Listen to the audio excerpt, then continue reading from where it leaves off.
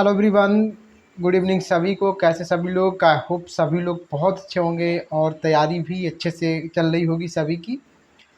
हम लोग आज अपने इस वीडियो के माध्यम से ये जानेंगे कि जो रेलवे टेक्नीशियन होता है उसकी सैलरी क्या होती है, और वीडियो के लास्ट में ये भी बात करेंगे कि एक बिल्डर, फिटर, टेक्नीशियन हम जानते हैं कि कई तरीके के होते हैं। टेक्नीशियन बिल्डर होता है, टेक्नीशियन फिटर होता है, टेक्नीशियन मशीनिस्ट होता है, टेक्नीशियन आपका मिलराइट होता है। टेक्नीशियन बहुत तरीके के होते हैं।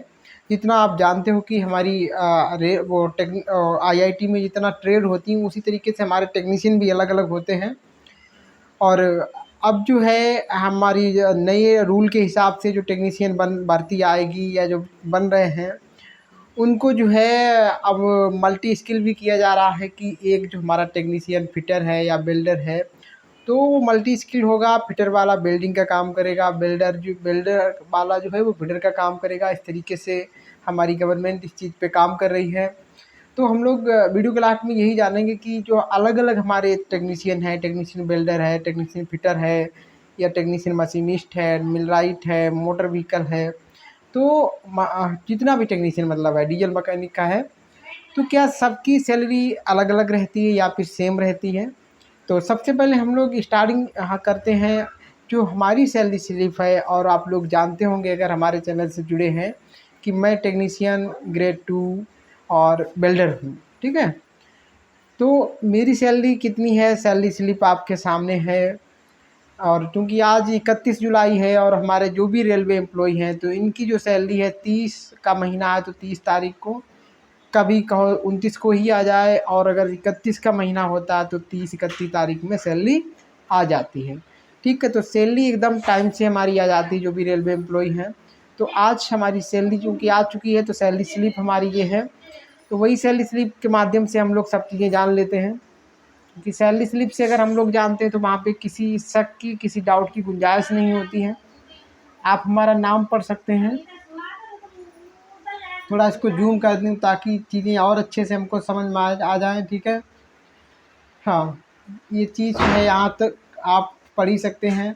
हालांकि यहाँ पे फिटर 2 लिखा हुआ है और हमारा डिपार्टमेंट मैकेनिकल रहता है, डेजिग्नेशन हमारी फिटर 2 लिखा हुआ है। इसका मतलब है कि फिटर ग्रेड 2। अब मैंने वेल्डर बोला लेकिन यहाँ फिटर लिखा हुआ है, तो मैं बता रहा हूँ कि ऐसे ही है। अब जो वेल्डर है उनके लिए भी फिटर लिखा हुआ है, जो फिटर है उनके लिए भी फिटर ही लिखा हुआ है। तो वो कोई मैटर नहीं करता है, क्योंकि मल्टी स्किल बना दिया है हम लोग सभी लोगों को, जो है ट्रेनिंग भी हो रही है। और पहले नहीं बनाया था तब भी यही लिख के, शुरू से यही लिख के आ रहा है, फिटर ही लिख के आ रहा, लेकिन इससे कोई प्रॉब्लम नहीं है। हमारा जो मेन रिकॉर्ड होता है HRMS पे सारा डाटा होता है, तो वहाँ पर बिल्डर ही लिखा हुआ है, तो वो कोई मैटर नहीं करता है। हाँ, 31 दिन की आपकी सैलरी है और ये टोटल ग्रॉस सैलरी है टोटल। इसमें बाद में कुछ कटौतियाँ भी होती हैं, वो हम लोग देखेंगे। 42,590।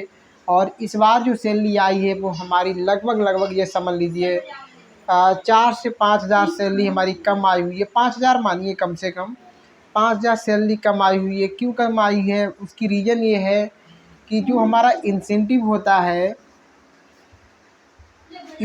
होता है वो इस महीने में नहीं आया है। मैंने आपको, अगर आप लोग जो है हमारे पिछले वीडियो देखे हैं तो मैंने बताया था कि इंसेंटिव का ऐसा होता है कि कभी कभी नहीं भी आता है और कभी कम आता है, कभी पूरा आ जाता है, ठीक है। तो इस बार इसलिए नहीं आई कि अभी हमारा इंटेक बहुत कम रहा, जो गाड़ियाँ हमारी हैं बहुत कम आ रही हैं। जहाँ 10 गाड़ियाँ आती थी वहाँ पे 1-2 गाड़ियाँ आ रही हैं। तो आउटर में जैसे जैसे कम होता है वैसे वैसे इंसेंटिव कम होता है। तो कोई इंसेंटिव क्या है, वो एक अलग तरीके की बोनस है वो, ठीक है। वो ऐसा नहीं कि कोई अलाउंस है तो वो हर महीने मिले, ठीक है। हाँ, गाड़ियाँ अच्छी आती हैं तो अप डाउन होता रहता है। आपका जो नॉर्मल इंसेंटिव बनता है ग्रेड 2 का, वो जो है आप जी मान लो कि 6,000 के आसपास मिलता रहता है, ठीक है। अगर गाड़ियाँ ठीक आ रही हैं तो। गाड़ियाँ नहीं आएंगी, जैसे इस बार बहुत कम गाड़ी आ रही है, इनटेक बहुत कम है, तो इसलिए इस बार जो है जो हमारा है 1,500-1,200 ऐसे इंसेंटिव आया हुआ है। लेकिन हमारे केस में 440 से अभी मैं दिखाऊंगा उसको, इसलिए कि हमारी कुछ छुट्टियां थी। हाँ, अगर आपकी छुट्टियां रहती हैं तो आपका इंसेंटिव कम होगा, ठीक है। बाकी सैलरी पे नहीं फ़र्क पड़ता है लेकिन इंसेंटिव पे फ़र्क पड़ता है। इंसेंटिव का मतलब है कि जब आप जो है ड्यूटी पे नहीं रहे तो भैया आपको फिर बोनस क्यों दिया जाए, है ना। तो इसलिए इंसेंटिव कम आता है। तो इस बार की सैलरी थोड़ी सी कम रही है। वैसे आप हमारी जो सैलरी है वो जो है 45,000 से लेकर के 49,000 तक सैलरी आती है। और 49,000 इसमें फिर 5,000 जो है हमारा HRA, बल्कि 5,500 हो गया, 5700 हो गया है। तो 49,000 मान लो, और 5,500 5,000 मान लो, तो 54,000 के आसपास सैलरी बनती है। लेकिन इस बार जो सैलरी है थोड़ी कम रही है। 42,000 में अगर आप 5,500 जोड़ दोगे तो भाई हमारी हो जाएगी 47,500 48,000 मान लो, ठीक है। हमारा HRA इसमें नहीं इंक्लूड है। HRA मैंने बताया था कि जो लोग रेलवे की तरफ से आवास ले लेते हैं, रेलवे का क्वार्टर ले लेते हैं, तो उनको HRA नहीं मिलता है। तो जो कैंडिडेट नए हैं वो उनको बता दें कि HRA क्या होता है। HRA हमारा होता है हाउस रेंट अलाउंस। जो HRA होता है हाउस रेंट अलाउंस, घर रहने के लिए हमको सरकार जो पैसा देती है उसको हम हाउस रेंट अलाउंस बोलते हैं। इसको हम क्या बोलेंगे, घर किराया भत्ता बोलेंगे, है ना, गृह किराया भत्ता ऐसे करके हिंदी में बोलेंगे। तो वो मेरे केस में नहीं, क्योंकि मैं रेलवे का आवास ले चुका हूँ, तो इसलिए मेरे केस में नहीं है। इसलिए मैं कह रहा हूँ कि इसमें जो है आप लगभग 5,500 5700 या 5,000 ही जोड़ दीजिए मोटा मोटा करके, तो हमारी सैलरी 48,000 के आसपास बन जाएगी, ठीक है। वैसे 55,000 के आसपास रहती है, 54-55, इसके इस बार 48, 5,000 का लगभग सैलरी का फ़र्क पड़ा इस बार। देखिए ये लिखा हुआ है, इसमें कुछ भी नहीं ज़्यादा कुछ ऐड है। बेसिक पे हमारा है 26,300 वो है, और DNS अलाउंस है, DA सबको मिलता है। कहीं पे पोस्टिंग हो सबको मिलेगा वो तो। ट्रांसपोर्ट अलाउंस भी सबको मिलता है। और सिर्फ 2 ही अलाउंस इसमें है। हमारा HRA और होता अगर हमने रेलवे का आवास ना लिया होता, हाउस रेंट अलाउंस और होता अगर हमने रेलवे का मतलब आवास न लिया होता। लेकिन आवास लिए हैं तो वो अलाउंस हमारे में नहीं जुड़ा है, ठीक है। इंसेंटिव देखिए 440, जो कि कम से कम हमारा 5-6 हज़ार 7,000 तक जाता है, ठीक है। 7,000 तक मैक्सिमम चला ही जाता है, ठीक है, 7,000 तक इंसेंटिव। तो इस बार क्योंकि छुट्टी भी ले रखे थे, बाकी हमारे साथियों का जो है 1,200-1,500 आया हुआ है।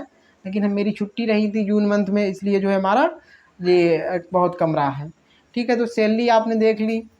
हाँ, बाकी कटौतियाँ और होती हैं। कटौतियाँ भी मेरे केस में ज़्यादा हो रही हैं, सबकी नहीं होगी। देखो सबकी कौन कौन सी होंगी।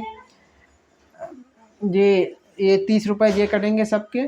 पेंशन वाले सबके कटते हैं। जो हमारा न्यू पेंशन स्कीम है NPS है, उसका 3,945 4,000 मान लो, ठीक है। वाटर चार्ज आपका नहीं कटेगा। ये रेलवे के आवास, ये इलेक्ट्रिक वाला चार्ज है, 1,249 हमारा कट रहा है, आपका नहीं कटेगा अगर आप रेलवे का आवास नहीं लोगे।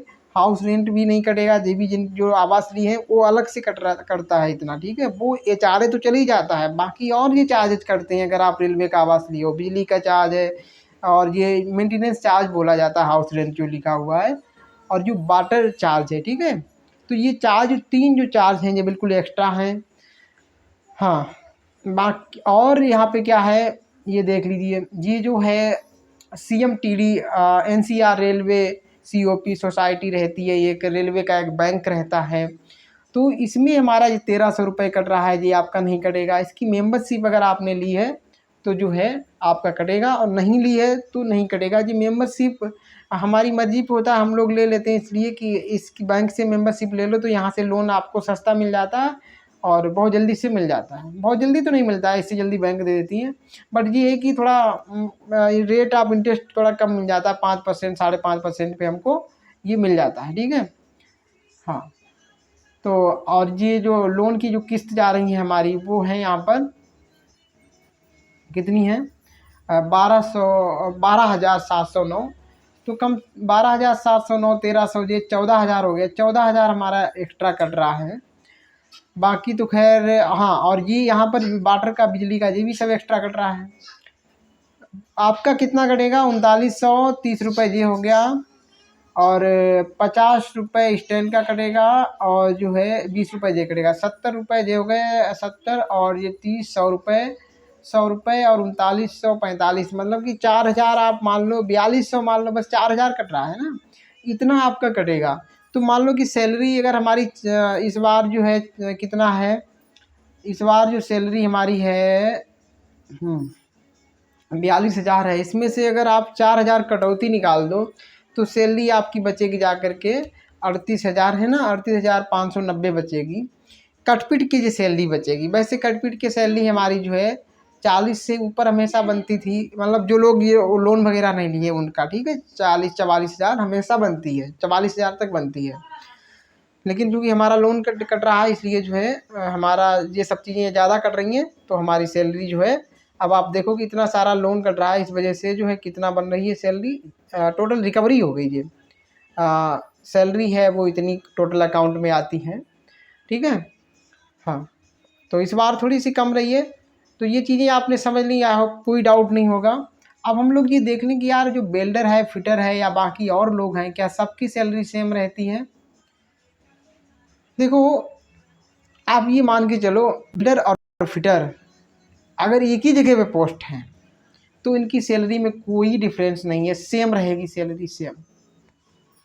देखो, जगह जगह के हिसाब से सैलरी में अलाउंस बदल जाते हैं। जी अलाउंस तो सारी जगह पे रहते हैं, डीए है, टीए है और एचआरए, जी हर जगह पर रहेगा। एचआरए भी कम ज़्यादा होता रहता है, वो किसके हिसाब से, हालांकि कम ज़्यादा होगा लेकिन होता हर किसी का, डीए सबका होगा, टीए सबका होगा, एचआरए सबका होगा।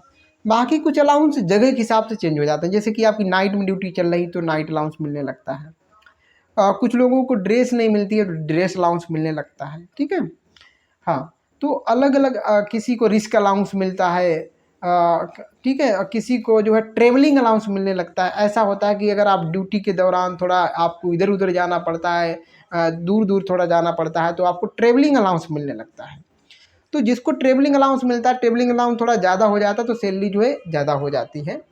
तो किसी न किसी को कोई न कोई अलाउंस मिलता है, जैसे हमको ट्रेवलिंग अलाउंस नहीं मिलता तो हमको इंसेंटिव मिलता है, और जो लोग स्टेशन पे काम करते हैं उन लोगों को क्या मिलता है, ट्रेवलिंग अलाउंस मिलता है, नाइट अलाउंस मिल जाता है, तो फिर वो इंसेंटिव के लगभग उसके बराबर में हो जाता है। तो हम अगर मोटा मोटा देखें तो हर टेक्नीशियन की, अगर वो सेम ग्रेड पेपर है, जैसे कि हमारा ग्रेड 2 है, दूसरा भी ग्रेड 2 है, तो लगभग लगभग सबकी सैलरी एक जैसी रहती है। लेकिन फिर भी जो वर्कशॉप में होते हैं इनका थोड़ा सा क्या रहता है कि इंसेंटिव ज़्यादा होता है, तो थोड़ी इस 1,000-2,000 सैलरी ज़्यादा हो जाती है। और एक जो टेक्नीशियन ट्रैक मशीन वाला है उसकी सैलरी थोड़ा सबसे ज़्यादा हो जाती है, क्योंकि उसको ट्रेवलिंग अलाउंस ज़्यादा मिल जाता है।